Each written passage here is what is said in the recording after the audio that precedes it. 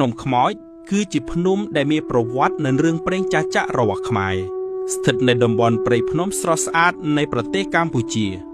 เปียกขมอยตระบานฮาดูชเนะโปรตามเรื่องเปร่งมนุษย์โครงดมบอลนิยายทาพนมนี้ทรวบมีวิญญาณฉลองกัดหรือปฏิกาอาจกำบังกาเปียไตตะกา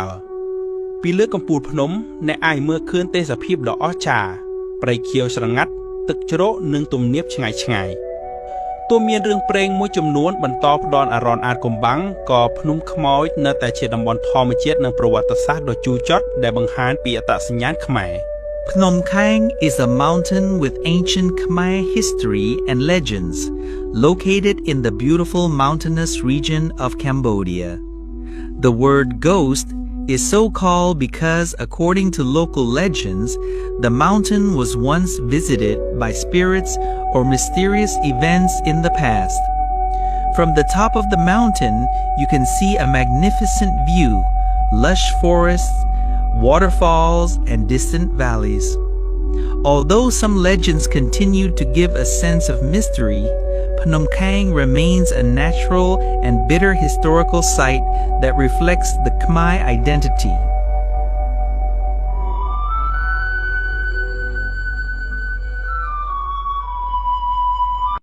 ไทยកំពុងជ្រួលច្របល់រង្គោះរង្គើព្រោះរឿងនៃសោកនាដកម្មភ្នំខ្មោចរឿងរ៉ាវនៃសោកនាដកម្មភ្នំខ្មោចឬដែលពិភពលោកស្គាល់ថាជាព្រឹត្តិការណ៍ព្រះវិហារ Temple Deportation 1979-1980 គឺជាទំព័រប្រវត្តិសាស្ត្រដ៏ជូរចត់និងរន្ធត់បំផុតមួយសម្រាប់ប្រជាជនកម្ពុជាការដែលផលិតករខ្មែរសម្រាប់ចិត្តលើកយករឿងនេះមកថតជាខ្សែភាពយន្តគឺជាការបោះជំហានមួយដ៏សំខាន់ក្នុងការរំលឹកដល់វិញ្ញាណក្ខន្ធជនរងគ្រោះនិងការរក្សាទុកជាភស្តុតាងប្រវត្តិសាស្ត្រសម្រាប់កូនខ្មែរជំនាន់ក្រោយមូលហេតុនៃរឿងនេះមានភាពរសើបសម្រាប់ភាគីថៃការលាតត្រដាងការពិតដែលពិភពលោកមិនសូវដឹងនៅឆ្នាំ1979ទីហ៊ានថៃបានបង្ខំជំនះជនភៀសខ្លួនខ្មែរជាង 40,000 នាក់ចុះពីលើភ្នំដងរែកតាមច្រកប្រាសាទព្រះវិហារដែលជាតំបន់សម្បូរទៅដោយគ្រាប់មីនព្រឹត្តិការណ៍នេះបណ្ដាលឲ្យមនុស្សស្លាប់រាប់ពាន់នាក់រូបភាពអវិជ្ជមានលើឆាកអន្តរជាតិនៅពេលរឿងនេះត្រូវបានផលិតជាខ្សែភាពយន្តនិងផ្សព្វផ្សាយជាសកលវាអាចប៉ះពាល់ដល់កិត្តិយសនិងគោលនយោបាយមនុស្សធម៌របស់ថៃដែលកន្លងមកពួកគេតែងតែលើកឡើងថាខ្លួនជាអ្នកជួយសង្គ្រោះជនភៀសខ្លួនកម្ពុជាទំនាក់ទំនងការទូតបញ្ហាប្រវត្តិសាស្ត្ររវាងកម្ពុជានិងថៃតែងតែមានភាពហ្មត់ចត់ការរំលឹកឡើងវិញនៅរឿងរ៉ាវដ៏ខ្មៅងងឹតនេះអាចធ្វើឲ្យមានការជជែកដេញដោលខ្លាំងក្លានៅលើបណ្ដាញសង្គមរវាងប្រជាជននៃប្រទេសទាំងពីរសារៈសំខាន់សម្រាប់កម្ពុជាការចងចាំមិនមែនដើម្បីសងសឹកប៉ុន្តែដើម្បីកុំឲ្យប្រវត្តិសាស្ត្រដ៏អាក្រក់នេះកើតឡើងជាថ្មីការផលិតខ្សែភាពយន្តនេះមិនត្រឹមតែជាការបង្ហាញពីការឈឺចាប់ប៉ុណ្ណោះទេប៉ុន្តែវាក៏ជាសក្ខីភាពនៃភាពរឹងមាំនិងការតស៊ូរបស់ប្រជាជនខ្មែរដែលបានឆ្លងកាត់គ្រាដ៏លំបាកបំផុតនៃជីវិតរឿងរ៉ាវនៅភ្នំដងរែកជាពិសេសនៅតំបន់ប្រាសាទព្រះវិហារនិងភ្នំខ្មោចកាលពីឆ្នាំ1979គឺជាព្រឹត្តិការណ៍ដ៏សោកសៅបំផុតមួយក្នុងប្រវត្តិសាស្ត្រជនភៀសខ្លួនខ្មែរលោកបណ្ឌិតអិនសុផលដែលជាអ្នកស្រាវជ្រាវប្រវត្តិសាស្ត្រតែងតែលើកឡើងនៅភស្តុតាងនិងឯកសារដើម្បីបង្ហាញពិភពលោកអំពីព្រឹត្តិការណ៍នេះខាងក្រោមនេះគឺជាចំណុចសំខាន់ដែលលោកបណ្ឌិតអិនសុផលតែងលើកឡើងពីបញ្ហានេះ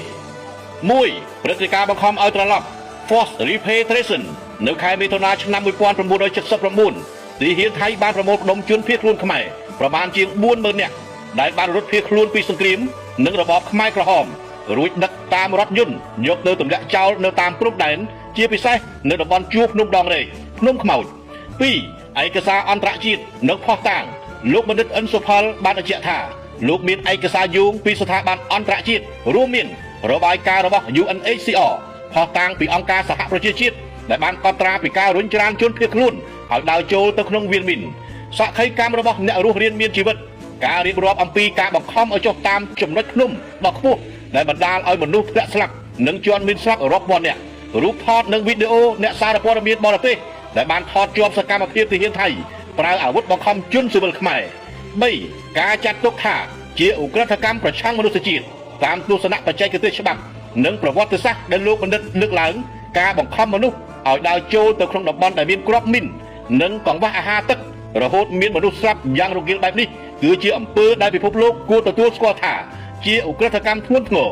4គោលបំណងនៃការបញ្ចេញឯកសារការដែលលោកបណ្ឌិតប្រាប់កាសែតថៃឬបង្ហាញជាសាធារណៈគឺក្នុងគោលបំណងស្វែងរកយុត្តិធម៌ឲ្យប្រវត្តិសាស្ត្រ គាត់ត្រាការពិតនៅអ្វីដែលបានកើតឡើងចំពោះពលរដ្ឋខ្មែរ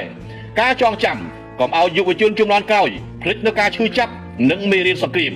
ការទទួលខុសត្រូវទាមទារឲ្យមានការទទួលកំហុសផ្នែកសិលធម៌ពីសំណាក់អ្នកដែលបានបញ្ជាឲ្យមានការរុញច្រាននោះព្រឹត្តិការណ៍នេះត្រូវបានគេស្គាល់ជាអន្តរជាតិថាព្រះវិហារ Temple Reformers ដែលជាសោកនាដកម្មមនុស្សធម៌ដ៏ធំមួយនៅក្នុងតំបន់អាស៊ីដែលថៃបានធ្វើមកលើកម្ពុជា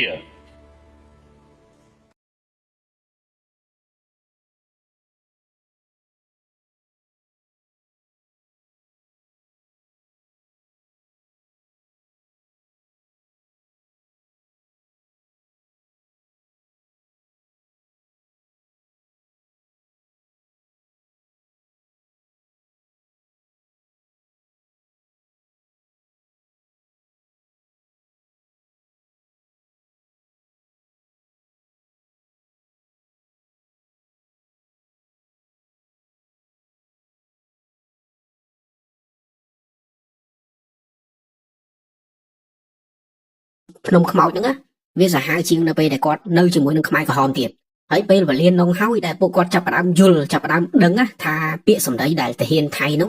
វានិយាយមកថានឹងនាំពួកគាត់ទៅប្រទេសទី3ប្រទេសទី3ដែលទាហានថៃវាចង់សម្ដៅលើហ្នឹងគឺជានរកពីព្រោះទាហានថៃយកពួកគាត់មកសម្លាប់យកពួកគាត់មកដោះលែងនៅក្នុងព្រៃដែលសម្បូរទៅដោយមីនអញ្ចឹងមានន័យថាទាហានថៃទាំងអស់ហ្នឹងវាចង់សម្លាប់ជនជាតិខ្មែរដោយមិនចាំបាច់ប្រើក្របកាភ្លើងច្រើន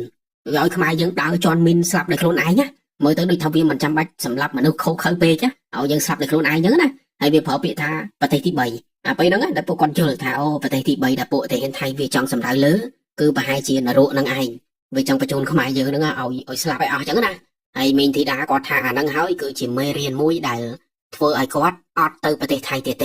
និយាយទៅគាត់ស្អប់គាត់គុំថៃរហូតមកដល់រាល់ថ្ងៃហ្នឹងគឺដោយសារតែហេតុការណ៍មួយហ្នឹងឥឡូវយើងមកកាន់ពូប៊ុនសេងវិញណាពូប៊ុនសេងគាត់ថាអំឡុងពេលដែលគាត់រត់ភៀសខ្លួននៅក្នុងព្រៃមីនមួយហ្នឹងពីមួយចំហៀនទៅមួយចំហៀនគឺគាត់អាចស្លាប់បានគ្រប់ពេលដោយសារអត់ដឹងទេថាមីនវានៅកន្លែងណាខ្លះអញ្ចឹងពីមួយចំហៀនទៅមួយចំហៀនគឺផ្សងសំណាងមែនតើហើយយកកន្លែងណាគេកន្លែងហ្នឹងដោយសារតែព្រៃនៅតំបន់ភ្នំខ្មោចហ្នឹងគឺវាធំណាស់វាក្រាស់ណាស់មិនមែនរត់មួយថ្ងៃចេញមកផុតទេគឺចំណាយពេលរាប់ខែអញ្ចឹងយកកន្លែងណាគេកន្លែងហ្នឹងហើយមានថ្ងៃខ្លះទៀតពូប៊ុនសេងគាត់ថាអំឡុងពេលដែលគាត់រត់នៅក្នុងព្រៃមួយហ្នឹងគាត់ឮសំឡេងយន្តហោះកាត់ពីលើព្រៃហ្នឹងហើយពេលដែលពួកគាត់ឮសំឡេងយន្តហោះពួកគាត់នាំគ្នាលើកដៃហើយនាំគ្នាស្រែកហៅគេជួយស្រែកបដៅជុំបដៅដូចថាជួយផងប៉ុន្តែគ្មានអ្នកណាចុះមកជួយគាត់ទេគឺយន្តហោះដែលហោះកាត់ព្រៃហ្នឹងគេគ្រាន់តែហោះកាត់ដូចថាគេមិនដឹងថាខ្មែរយើងនៅក្នុងព្រៃមួយហ្នឹងអញ្ចឹងណាអញ្ចឹងគេហោះកាត់ធម្មតាអញ្ចឹងទៅហើយពួកគាត់ហ្នឹងបានតែធំយំបដៅស្អីហៅគេជួយបដៅតែចុងក្រោយនៅតែគ្មានអ្នកណាជួយគាត់អញ្ចឹងពួកគាត់បានតែធ្វើដំណើរចេញពីព្រៃហ្នឹងបន្តទៀតហើយនៅពេលយប់ឡើងពេលដែលពួកគាត់គេងគឺពួកគាត់គេងដោយមិនហ៊ានកម្រើកខ្លួនដោយសារខ្លាចផ្ទុះមីនអញ្ចឹងគេងស្ងៀមនៅនឹងកន្លែងហើយបើសិនជាឈឺនោមឈឺបាត់ជើងធំបាត់ជើងតូចអីក៏ត្រូវបាត់ជើងនៅកន្លែងដែលពួកគាត់គេងហ្នឹងអត់មានដើរទៅព្រៃរកកន្លែងបាត់ជើងស្ងាត់អីគឺអត់ទេមិនមែនដូចយើងឥឡូវណាយើងចូលព្រៃយើងបាត់ជើងយើងមិនទៅរកព្រៃស្ងាត់បាត់ជើងមែនទេប៉ុន្តែពួកគាត់អត់ទេគេងកន្លែងណាបាត់ជើងកន្លែងហ្នឹងពីព្រោះខ្លាចផ្ទុះមីនអត់ហ៊ានដើរទៅណាឆ្ងាយទេហើយរឿងហូបចុកអីក៏ដោយគឺហូបនៅកន្លែងហ្នឹងអាកន្លែងដែលគាត់បាត់ជើងបាត់អីមុនហ្នឹងនិយាយទៅយើងស្ដាប់មកគឺវេទនាមែនទេណាតែធ្វើអីបានបានតែត្រឹមទ្រាំមករស់អញ្ចឹងណាហើយស្អែកឡើងបានចាប់ផ្ដើមធ្វើដំណើរទៅមុខទៀតហើយពីច្រើននៅពេលដែលគាត់ធ្វើដំណើរនៅក្នុងព្រៃមួយហ្នឹងគាត់ព្យាយាមដើរទៅតាមដានជើងអ្នកខាងមុខឧទាហរណ៍អ្នកនៅខាងមុខគេដើរនៅផ្លូវហ្នឹងគាត់ដើរតាមដោយសារតែដើរតាមដានជើងទៅវាសុវត្ថិភាពវាអត់សូវមានមីនណាពីព្រោះបើកន្លែងហ្នឹងមានមីនអ្នកនៅខាងមុខប្រហែលជាគាត់ជន់មុនយើងហើយអញ្ចឹងគាត់ដើរទៅមុខបានមានន័យថាកន្លែងហ្នឹងវាអត់មីនអញ្ចឹងគាត់ដើរតាមដានជើងអ្នកនៅខាងមុខចឹងទៅចាត់ទុកថាវាជាវិធីមួយដ៏ឆ្លាតចឹងណាដើរតាមដានជើងអ្នកខាងមុខហើយនៅក្នុងព្រៃមួយហ្នឹងមានអ្នកមីងម្នាក់ដែលគាត់ឈ្មោះថាម៉ៃធំហើយអ្នកមីងម្នាក់ហ្នឹងអត់ជាប់សាច់ឈាមអីជាមួយនឹងលោកពូប៊ុនសេងទេគាត់គ្រាន់តែជាអ្នកនៅក្នុងហេតុការណ៍ហ្នឹងដែរហើយគាត់ក៏មាននៅក្នុងវីដេអូមួយហ្នឹងដែរដោយអ្នកមីងម្នាក់ហ្នឹងគាត់ថាអំឡុងពេលដែលគាត់ចុះពីលើជំរាបភ្នំហ្នឹងមកបានណាហើយគាត់មិនរត់ចូលទៅក្នុងព្រៃកិច្ចពីគ្រាប់កាភ្លើងរបស់ទាហានថៃគាត់ថាអំឡុងពេលដែលគាត់រត់ចូលទៅក្នុងព្រៃហ្នឹងគាត់រត់បានមកសាទូស្រាប់តែគាត់ដួលហើយពេលដែលគាត់ដួលហ្នឹងគាត់ស្លាប់គាត់អត់ដឹងខ្លួនអីទេប៉ុន្តែពេលដែលគាត់ងើបមកវិញគាត់ថាដៃជើងគាត់ហ្នឹងសឹកតែឈាមហើយដៃគាត់ទាំងសងខាងបាក់ទាំងពីរបាក់ឆ្អឹងឡើងដៃគាត់វាចនៅក្នុងវីដេអូគាត់ក៏បង្ហាញដៃរបស់គាត់ដែរនិយាយទៅមើលទៅអាញើតមែនតើដោយរបៀបថាពេលដែលគាត់ស្លាប់ហ្នឹងអ្នកដែលរត់មកពីក្រោយគេជន់គាត់គេជន់គេគិតថាគាត់ស្លាប់ចឹងណាអញ្ចឹងជន់ដៃជន់ជើងគាត់ឡើងបាក់ឆ្អឹងបាក់អីអស់លីងហើយមានលោកពូម្នាក់ទៀតឈ្មោះថានិសិតពូនិសិតហ្នឹងគាត់ក៏ជាបុគ្គលនៅក្នុងហេតុការណ៍នោះដែរដោយលោកពូនិសិតហ្នឹងគាត់ថាអំឡុងពេលដែលគាត់រត់នៅក្នុងព្រៃមួយហ្នឹង គាត់រត់ជាមួយនឹងប្រពន្ធកូនគាត់ប៉ុន្តែអំឡុងពេលដែលគាត់រត់ហ្នឹងប្រពន្ធកូនគាត់ទៅជន់មីនហើយប្រពន្ធគាត់ផ្ទុះស្លាប់ប៉ុន្តែពូនិស្សិតហ្នឹងគាត់អត់ស្លាប់ទេតែគាត់ត្រូវដៃគាត់ហ្នឹងដូចថាវាត្រូវចំហាយមីនហ្នឹងវាខ្ទាតមកត្រូវដៃគាត់អញ្ចឹងដៃគាត់របួសហើយគាត់ថាអំឡុងពេលដែលគាត់ឃើញប្រពន្ធកូនគាត់ស្លាប់ដោយសារផ្ទុះមីនហ្នឹងគាត់ចង់សែងប្រពន្ធកូនគាត់ចេញមកខាងក្រៅប៉ុន្តែគាត់អត់អាចយកសពប្រពន្ធកូនគាត់ចេញមកបានទេដោយសារតែដៃគាត់ឈឺហើយគាត់ដើរក៏មិនចង់រួចទៀតពេលហ្នឹងអញ្ចឹងគាត់ក៏បានតែត្រឹមទប់សពប្រពន្ធកូនគាត់ហ្នឹងចោលនៅក្នុងព្រៃហ្នឹងទៅនិយាយទៅចេញមកទាំងអាឡ័យអញ្ចឹងណាអត់ដាច់ចិត្តពីប្រពន្ធកូនណាចំណុចហ្នឹងបងប្អូនទៅមើលវីដេអូទៅបងប្អូនអាចនឹងស្រក់ទឹកភ្នែកក៏ថាបានដែរគាត់និយាយបដាគាត់យកกระดาษមកជូតទឹកភ្នែកគាត់បដាដូចថាគាត់នឹកឃើញហេតុការណ៍ពេលនោះអញ្ចឹងណាហើយមានហេតុការណ៍មួយទៀតគឺអ្នកដែលគេមានកម្លាំងណាដូចជាប្រុសអញ្ចឹងណាគាត់ក៏សែងអង្គយកទៅលាងនៅកន្លែងស្រះទឹកដូចថានៅក្នុងព្រៃហ្នឹងវាមានតំបន់មួយដែលមានទឹកអញ្ចឹងប្រុសដែលមានកម្លាំងហ្នឹងគេឃើញទឹកគេក៏យកអង្គយកអីដែលគេសល់ពីជំរំយកទៅលាងទឹកហ្នឹងដើម្បីយកមកដាំបាយញ៉ាំប៉ុន្តែពេលដែលពួកគាត់សែងអង្គយកទៅលាងនៅទឹកហ្នឹងចាប់តែជន់មីនផ្ទុះស្លាប់នៅកន្លែងក្បែរស្រះទឹកហ្នឹងពេលដែលពួកគាត់ផ្ទុះមីនស្លាប់ហើយឈាមពួកគាត់វាខ្ទាតទៅលើអង្គហើយដល់ពេលអ្នកផ្សេងតែគេនៅក្បែរហ្នឹងគេឃ្លានគេអត់អីញ៉ាំគេក៏នាំគ្នារត់មកយកអង្គដែលប្រឡាក់សិតតែឈាមហ្នឹងយកទៅលាងទឹកហើយយកទៅលាងទឹកហើយក៏យកមកដាំញ៉ាំនិយាយទៅញ៉ាំអង្គដែលប្រឡាក់ឈាមមនុស្សហ្នឹងយើងស្ដាប់ហើយដូចរៀងញើតហ្នឹងមែនទេប៉ុន្តែស្ថានភាពពេលហ្នឹងឲ្យតែរស់ស្អីក៏ដោយឲ្យតែញ៉ាំបានហើយរស់គឺញ៉ាំទាំងអស់ហើយលោកពូប៊ុនសេងជាមួយនឹងពុករបស់គាត់ធ្វើដំណើរចេញពីព្រៃមួយនឹងជាមួយនឹងជនជាតិខ្មែរផ្សេងគាត់ប្រើពេលវេលាអស់3ខែតែតែចេញផុតពីព្រៃនៅតំបន់ភ្នំខ្មោចមួយហ្នឹងហើយគាត់ថា3ខែមួយហ្នឹងវាคล้ายទៅជាសុបិនអាក្រក់របស់គាត់មកដល់បច្ចុប្បន្ននិយាយទៅលោកពូប៊ុនសេងគាត់មិនចង់រំលឹករឿងមួយហ្នឹងគាត់ថានិយាយពេលណាវាឈឺចាប់ពេលហ្នឹងនិយាយពេលណាវានឹកឃើញរូបភាពសាហាវទាំងអស់ហ្នឹ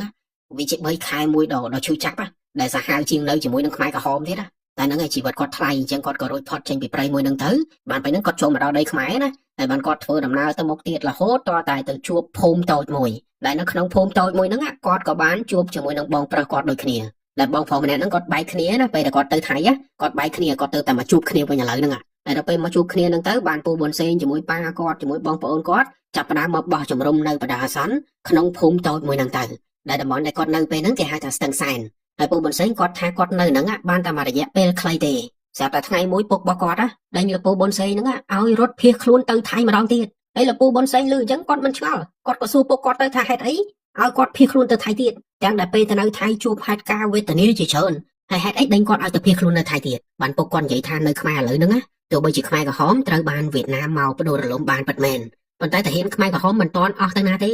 គឺនៅតែមានមួយក្រុមនៅទឹកដីខ្មែររបស់យើងហ្នឹងអញ្ចឹងពុកគាត់ថានៅនឹងអត់ទាន់មានសុវត្ថិភាពទេហើយលោកពូប៊ុនសេងកាលនោះគាត់នៅក្មេងគាត់មានអនាគតវែងឆ្ងាយអញ្ចឹងឲ្យលោកពូប៊ុនសេងភៀសខ្លួនទៅនៅថៃទៅវាសុវត្ថិភាពជាងហើយលោកពូប៊ុនសេងគាត់ក៏សួរពុកគាត់ដែរថាពុកគាត់ហ្នឹងហេតុអីក៏មិនទៅជាមួយគាត់ប៉ុន្តែពុកគាត់អត់ឆ្លើយអីច្រើនទេគាត់ទៅពីដេញពូប៊ុនសេងហ្នឹងឲ្យទៅភៀសខ្លួនទៅឯងទៅហើយដល់ពេលពុកគាត់នៅតែដេញនៅតែថាឲ្យអញ្ចឹងទៅពេលហ្នឹងពូប៊ុនសេងដោយរបៀបថាគាត់ខឹងគាត់ក៏ចេញពីពុករបស់គាត់ហ្នឹងទាំងដែលមិនបានលាសំបីតែមួយម៉ាត់និយាយទៅដោយរបៀបទៅទាំងខឹងពេលហ្នឹងគាត់នៅក្មេងពេកគាត់គិតមិនបានណាគាត់គិតតែពីខឹងពុកគាត់ហ្នឹងអញ្ចឹងក៏គាត់ចេញពីពុកគាត់ទៅហើយភៀសខ្លួនទៅព្រំដែនថៃម្ដងទៀតប៉ុន្តែលោកពូប៊ុនសេងគាត់ថាលើកហ្នឹងពេលដែលគាត់ទៅដល់ព្រំដែនថៃគាត់សំណាងល្អបានទៅជួបនឹងជនបរទេសម្នាក់ហើយជនបរទេសម្នាក់ហ្នឹងក៏ហៅគាត់ឡើងទៅលើឡានហើយបានគេនាំគាត់ទៅជំរំភៀសខ្លួនមួយដែលនៅខេត្តបុរីរាមដែលជាជំរំភៀសខ្លួនបែបស្របច្បាប់អត់ដូចអាលើកមុនទេអាលើកមុនដែលគាត់ចូលមកក្នុងដីថៃគឺគេយកគាត់មកភៀសខ្លួនបដាអាសន្នជាជនភៀសខ្លួនបែបខុសច្បាប់ប៉ុន្តែលើកហ្នឹង